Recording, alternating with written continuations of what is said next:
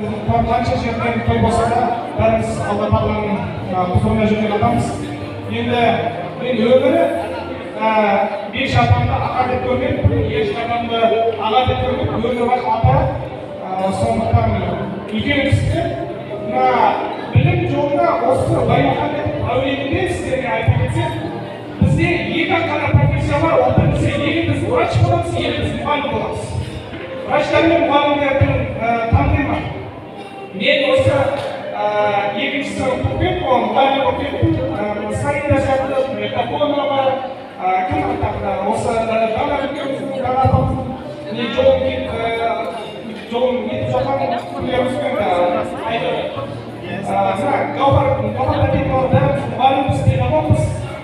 Менен жас педагог болғаннан кейін сол кісілерден әрқайым сұрап тұрып, қалай бұлай методикалар қалай екен деп сондықтан мына Бекші апам әрқашанда мен үшін эталон ума, ең ақылды адам осы кісі болып көрінетіні.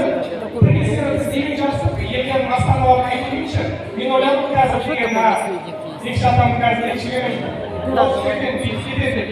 Сол кезде осының айтқаны елдің астаналары мен өмірімді білмеппін да. Сонымен ойлаппын, осы кісілерді кәдімгі тәрбие алу керек. Осы кісі мұғалім болмаса да, әйтеуір білімнің эталоны. Білімнің эталоны. Много болтаю.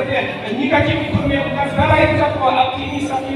Өмір бақи оптимист болып жүрген кісі, және өміріндегі бір мұғалім болудың бір жолдарын ашып берген адамдардың бірі осы Бекші аға болады. Одан кейін Гаухар-Дәтенова бар, одан кейін мысалы дана апаларым бар, осы кісілерге қарап мен де мұғалім болу керек. Сондықтан мен қатты қуанамын. Бексұлтан атам өзім врач болса да, врач болса да, әйтеуір врач не болса да. Сондықтан мен қуанамын, әйтеуір қанымда Баймұхаммедовтің ұлы, асуды үкімет тұрған, асуды ұстап тұрған кісілердің бірі Баймұхаммед атамның ұрпағына болуына мен өте қатты қуанамын, Аллаға мыңда бір шүкір айтамын. Сондықтан мен айтарым, тілектерім тек қана Алла сіздерге береке берсін. Алла сіздерге тек қана береке мен бақыт берсін.